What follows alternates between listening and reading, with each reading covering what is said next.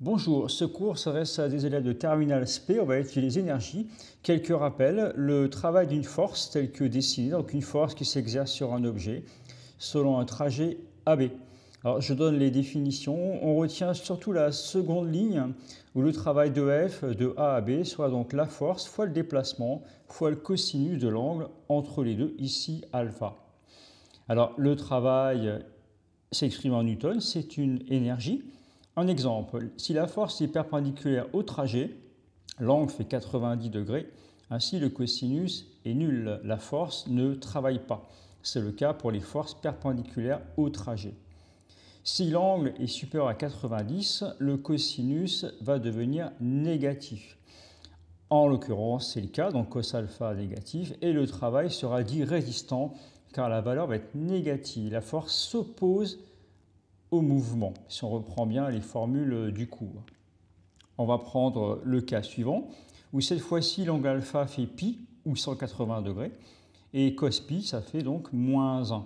Ainsi, la force exerce un travail qui est égal à moins FAB, typique des forces de frottement solide. On écrit souvent moins F fois le déplacement AB, c'est un travail résistant. Alors, un cas particulier, il s'agit du poids, où arbitrairement, on va choisir plus ou moins MGH. H étant l'altitude, on peut l'appeler Z dans le schéma qui suit, par exemple. Donc l'altitude, ça sera ZA moins ZB. Et donc à la montée, le travail s'oppose au mouvement, il sera négatif, c'est arbitraire. Et à la descente, comme le mentionne ce schéma, nous prendrons une valeur positive pour le travail. Le travail est moteur, il aide à la descente du système. Donc on écrira plus MGH, MGZ ou ici MGZA moins ZB. Quelques rappels sur les énergies. L'énergie cinétique, 1 demi du mv carré en joules évidemment. L'énergie potentielle, MGH ou MGZ, Z étant positionné vers le haut. Donc on peut écrire aussi EP égale MGZ. La somme de ces deux énergies donne l'énergie mécanique également en joules. Alors pour ce qui concerne les forces conservatives, typiquement le poids, on considère que l'énergie mécanique se conserve, elle est constante s'il n'y a pas de force dissipative. On donne ainsi le théorème de l'énergie cinétique, donc sa variation est égale à la somme de tous les travaux de force que l'on peut trouver dans un sujet par exemple. Donc c'est 1 demi du mv carré à la fin, donc en B, moins 1 demi du mv carré en A pour le point de départ, c'est égal à la somme des forces. Donc voilà pour ces petits rappels de cours. La plupart de ces notions sont vues en première spécialité. Je vous invite à connaître absolument par cœur cette fiche, si on peut appeler ça une fiche, en tout cas l'essentiel du cours sur les énergies. On va quand même faire un exercice d'application pour améliorer la compréhension de ces notions. Alors je vous propose un plan incliné donc, qui est tombé au bac récemment, donc vous voyez Métropole septembre 2025, où on s'intéressait à la chute d'une bille sur un plan incliné entre A et B. Donc vous voyez un exercice typique qui peut donc employer les énergies.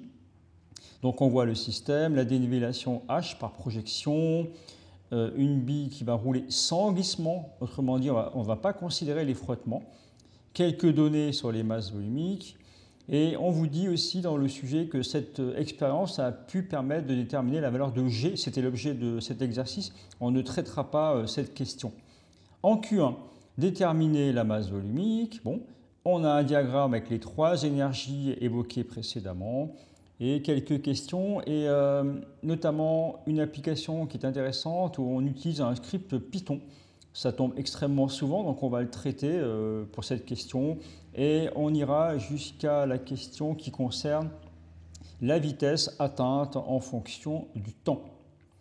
Donc voilà pour cet exemple. Je vous propose de mener tout de suite la correction. Je mets en parallèle le sujet. Donc la masse volumique, c'est une question qui est faite pour se rassurer, donc il ne faut absolument pas se tromper sur ce type de question. Donc la masse est en grammes, alors n'oubliez pas on fait 10-3 pour la conversion en kilogrammes, ne passez pas à côté quand même. Le volume est affiché en centimètres cubes. Alors si vous avez un doute pour la conversion, n'hésitez pas à le faire au brouillon, je vous montre. Les volumes en cubes sont donc distants toutes les trois colonnes, centimètres cubes, décimètres cubes, mètres cubes, et on voit qu'il s'agit de faire 10-6, puisqu'il y a 6 colonnes de décalage, et on est à valeur plus petite, on est en centimètres cubes, d'où le 10-6. Le résultat du calcul est le suivant. Donc on trouve 7953 kg par mètre cube, mais pas de bien mettre l'unité sur une copie de bac par exemple. Si on prend une valeur en écriture scientifique, 7,9 10 puissance 3, à comparer avec la valeur, les valeurs qui sont affichées dans le tableau joint. Et vous remarquez qu'il s'agit de l'acier. Donc là, nous avons affaire à un système où nous avons affaire à une bille en acier.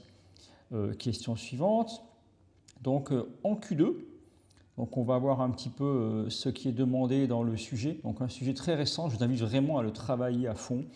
On vous donne le diagramme d'énergie en fonction du temps. Et il s'agit évidemment d'identifier notamment l'énergie cinétique et l'énergie potentielle dans un premier temps.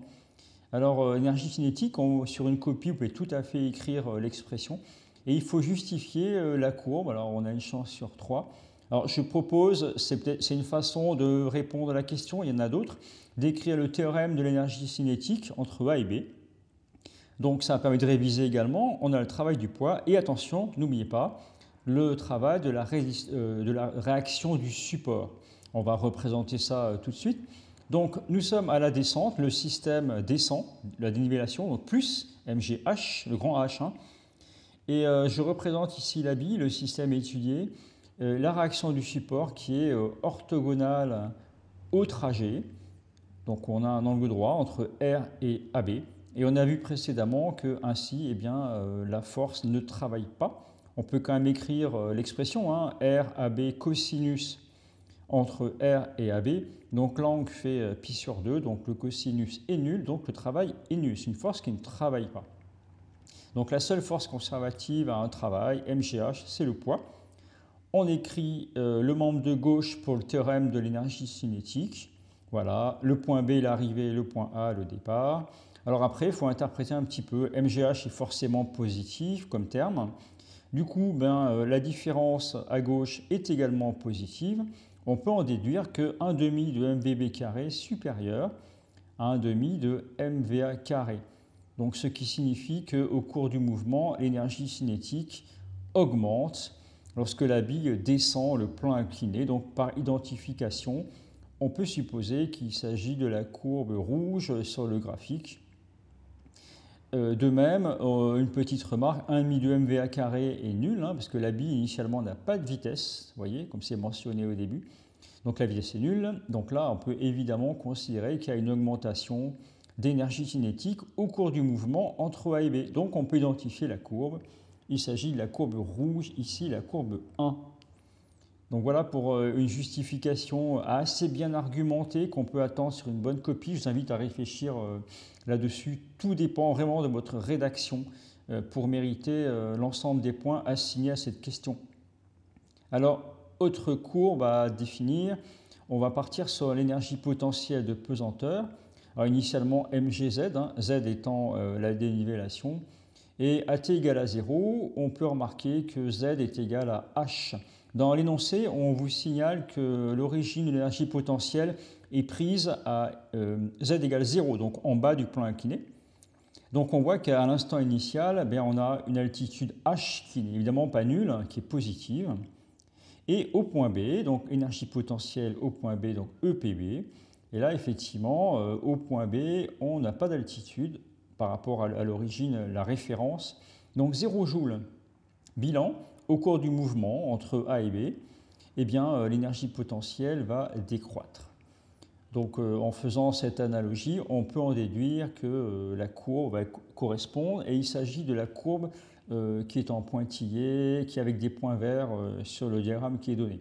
Donc c'est la courbe 2. Voilà donc une justification possible que je propose. Elle est peut-être perfectible, mais elle est suffisante pour un barème type bac. Question suivante, Q3. Donc, on va essayer de résoudre cette question. Première remarque, pas de force dissipative, pas de frottement. L'énoncé précise que la bille peut rouler sans glissement. Donc déjà, on peut donc considérer que l'énergie mécanique, a priori, va se conserver, car la seule force mise en jeu qui peut influer, c'est le travail, mais c'est une force conservative, et la réaction du support qui est non conservative, mais par chance, son travail est nul. Donc quand on a une force non conservative à travail nul, on ne va pas en prendre en compte. On n'a qu'une seule force qui est conservative, donc l'énergie mécanique est une constante au cours du mouvement. Donc voilà pour justifier, donc c'est non pas zéro évidemment, j'avais commencé à écrire ceci, mais non, c'est une constante au cours du mouvement. Donc elle correspond évidemment au tracé coloré bleu sur le diagramme. L'énergie est constante sans force dissipative au cours du mouvement. On va s'intéresser au bout de script. Il y a deux petits extraits de script Python que j'ai reproduits par la suite. On vous pose quelques questions. Alors, pourquoi on ne peut pas calculer l'énergie cinétique au point A et B, par exemple? Et on vous demande également de compléter deux lignes, la 81, la 84, bon, qui correspondent à des énergies, alors ici potentielles et mécaniques, qui ne devraient pas poser de problème. Donc ces questions ne sont pas difficiles. Elles sont un prétexte pour un petit peu vous habituer à des extraits de Python. Et on remarque une première boucle, on fait varier i, on va expliquer un petit peu pour la question qui nous intéresse.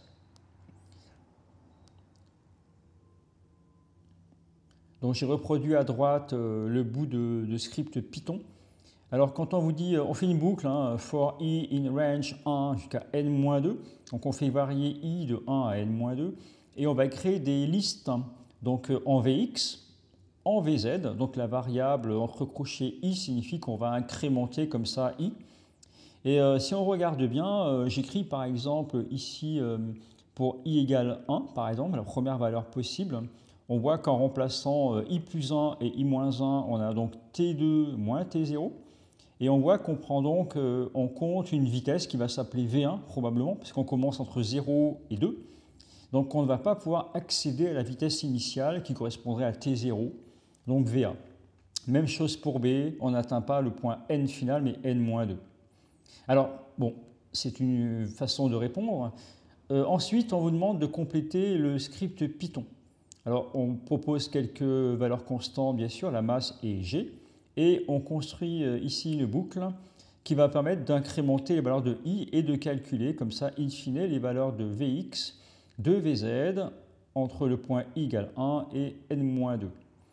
On peut ainsi, sur cette même boucle, calculer les énergies correspondantes. Alors, EP de I, donc on pourrait les imprimer hein, si on complétait le script, on pourrait faire print, voilà. On aurait un tableau de valeurs de toutes les énergies potentielles avec les I variant par exemple de 0 à n-2. Donc évidemment il faut écrire MGY, mais ça ne suffit pas parce que MGY il ne va pas comprendre, il faut faire une liste, il faut faire varier I. Donc c'est souvent oublié par les élèves sur les copies, donc la variable c'est Z de I. Donc on va incrémenter les valeurs de Z en fonction de I. Ensuite, l'énergie cinétique est écrite, elle est particulière, hein, c'est 7 dixièmes, on verra plus tard. Et enfin, EMI, hein, coucou, j'espère qu'elle nous regarde. Et donc l'énergie mécanique de I, il suffit simplement d'additionner les deux énergies, attention, pour les mêmes raisons. On n'écrit pas EP plus EC, hein, mais EP de I, ce qu'on va faire varier évidemment, et EC de I, pour les mêmes raisons. Donc voilà ce qui était attendu, rien de compliqué pour compléter ce script Python. Alors pour terminer cette partie de sujet, je m'intéresse à la question 6 que je vous propose.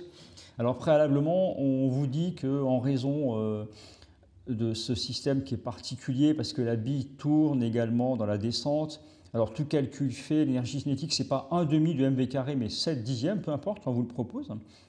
Et on vous demande d'en déduire la vitesse à l'instant t lors de la descente de la bille. Alors, il faut à tout prix commencer par la conservation de l'énergie mécanique, puisqu'on vous incite à utiliser ceci. Donc, l'énergie mécanique à un instant t est égale à l'énergie mécanique à t égale à 0. L'instant t est quelconque, a priori, dans le mouvement. En revanche, t égale à 0, c'est le point initial. On remplace par l'expression des énergies. Donc, le 7 dixième d'mv carré de t, bien sûr, plus mgz de t. Je rappelle que le dessin préalable précédent était en Z de t. Même chose à t égale à 0. Et puis évidemment, on va voir apparaître des simplifications, hein, comme c'est souvent le cas, qui vont nous permettre d'accéder au résultat qui était donné. Hein, donc le résultat est proposé. Et évidemment, il faut vous montrer sur la copie que votre démarche est comprise, qu'elle est bien argumentée, sinon on ne pourra pas vous valider les points. Alors, je vais mettre du schéma. Z à t égale à 0, donc on est là-haut. Donc on voit que Z n'est pas nul, attention, hein, Z il vaut H à cette altitude-là. Voilà. La vitesse initiale, eh bien, a priori, elle est nulle, égale. Ici, on va arriver en bas, par exemple. Donc on va considérer qu'il n'y a pas d'altitude. Voilà. Et l'énergie cinétique finale, eh bien, on écrit V de t, voilà, qui est a priori quelconque. Donc voilà pour les expressions. Alors on peut simplifier évidemment par la masse. Et après, bien c'est toujours pareil, un petit produit en croix. Alors essayez de ne pas vous tromper pour ceci. Hein. Je vais quand même détailler un petit peu pour le produit en croix très simplement. Petite remarque, hein, le Z à t égale à 0, faites attention, on est plutôt censé le prendre à un t quelconque. Donc on a bien h de t à droite. Donc on croise le 7, le 10. Du coup, v carré, eh bien, ça fait 10 sur 7 g h de t. On passe en racine carrée et vous avez donc le résultat final qui, attention, n'est pas une valeur numérique définitive puisque la vitesse ici dépend du temps, donc de la dénivellation au cours du temps, et nous retrouvons l'expression qui était demandée dans le sujet. Donc voilà pour cet exercice d'application à travailler vraiment. Alors, une petite partie de cours à connaître absolument, qu'on pourrait également étudier dans le champ de pesanteur. On le fera sûrement en exercice en cours. Je profite là de présenter la partie cours sur le champ électrique. Alors quelques rappels, un petit exemple, deux plaques chargées bien sûr. L'idée c'est d'accélérer un proton entre les plaques P1 et P2. Donc un petit rappel, la force électrique égale QE. Donc ici Q égale plus E puisqu'il s'agit d'un proton. Et donc on va accélérer ce proton entre les deux plaques. Alors j'ai réécrit les formules pour le travail d'une force qui ne change pas, sauf que là on va de P1 à P2. Donc on écrit le travail de F, F fois le déplacement. Le cosinus ici vaut 1, donc, parce que l'angle vaut 0.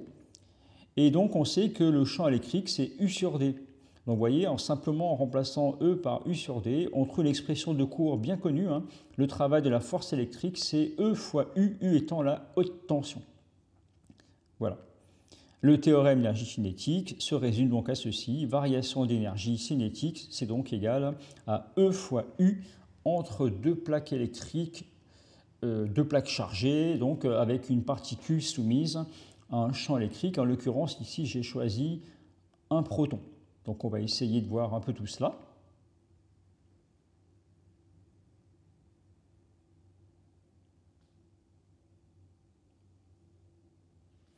Alors une application, j'ai repris le même schéma. On va accélérer un proton entre les plaques P1 et P2 et on veut déterminer la vitesse atteinte en sortie des plaques. C'est un schéma d'accélérateur simple entre deux plaques. Beaucoup d'exercices sur ce sujet et puis après on peut additionner les plaques pour accélérer de plus en plus. Quelques données sont fournies. Alors, pour ce faire, on va, évidemment, le système, sur la rédaction, hein, c'est système proton, référentiel terrestre, galiléen. J'écris la variation d'énergie cinétique. Alors, la seule force qui travaille ici, qui est non négligeable, c'est la force électrique. On néglige le poids dans cette question. Le travail de la force électrique, c'est E fois U. U, hein, je rappelle, c'est la haute tension. Et donc, à gauche, on va écrire la variation d'énergie cinétique entre les deux plaques. Alors, 1 demi de mv carré à la sortie, c'est-à-dire pour la plaque P2, moins 1 demi de la masse v carré à l'entrée, c'était la plaque P1, égale E fois U. Pour ça, à tout prix, il faut savoir vraiment faire ça s'il y a la question avec le champ électrique. Initialement, le proton est inséré sans vitesse initiale. il s'agit d'un accélérateur ici, et bien sûr, il est accéléré tout le long de sa trajectoire rectiligne pour atteindre une vitesse VP2 sûrement assez conséquente. On n'a plus qu'à rechercher l'inconnu, isoler l'inconnu qui est VP carré. Alors, petit produit en croix, M va descendre, 2 va monter. Essayez de ne pas vous tromper sur ces petites choses, ce serait vraiment dommage. Et ça arrive très fréquemment, alors soyez vigilants sur ces petites choses de produits en croix. Donc, EU, alors le 2 il est monté, donc il sera en haut, le M est descendu, M étant étendu égal à la masse du proton qui fournit. Voilà, et nous on va passer tout cela sous la racine. Je vous invite à mener le calcul numérique que j'ai fait. On va le faire ensemble. Donc oui, 2 fois E. Alors E, ça sera la charge élémentaire. Donc pour le proton, elle est connue, c'est 1, 6, 10, moins 19. Allons-y pour l'application numérique. Faites-la vraiment, mettez sur pause. Voilà, c'est comme ça qu'on travaille. Faites vraiment le calcul en même temps que le professeur, par exemple, qu'il soit au tableau ou ici, bien sûr, en vidéo, c'est encore plus simple. Donc 2 fois 1, 6, 10 moins 19. Voilà. La tension A, attention dans le sujet, beaucoup d'erreurs, il faut être attentif. C'est 50 kV. Donc kilovolts en volts, on fait 10 puissance 3. Quelque chose qui est souvent oublié dans vos applications numériques sur les copies. Il faut être très vigilant à chaque instant dès qu'on a une application numérique. La masse du proton est donnée, elle est très connue, 1,67 10-27 kg, donc là pas de conversion, c'est déjà en kilogrammes. Alors, je trouve en sortie de condensateur pour un proton, une vitesse évidemment assez importante. Donc, vous pouvez tout à fait écrire la valeur entière pour montrer un peu l'importance de la valeur. N'oubliez jamais l'unité, c'est en mètres par seconde. Je propose évidemment, et je t'invite à le faire systématiquement, une écriture scientifique. Donc là, vu le calcul, on doit garder 2 chiffres significatifs, 3,1, 10 puissance 6 mètres par seconde. Quelque chose qui se fait très couramment. Donc là, 2 chiffres significatifs, des choses qui se font très couramment, par exemple, de diviser par la célérité de la lumière dans le vide. Ça permet d'avoir le pourcentage par rapport à la célérité dans le vide de cette vitesse de proton. Donc on divise par C. Alors C, je le rappelle, qui vaut 3,0 en arrondissant, 10 puissance 8 mètres par seconde. Donc ça vous donnera une valeur par rapport à C. Alors vous multipliez par 100 évidemment pour mettre un pourcentage. Moi j'ai trouvé environ 1% de C. Donc c'est une valeur déjà assez conséquente pour un accélérateur avec un seul condensateur pour l'instant. Donc voilà, essayez de travailler ça le mieux possible. Et puis on termine évidemment avec un petit son. Au revoir à tous, bon courage.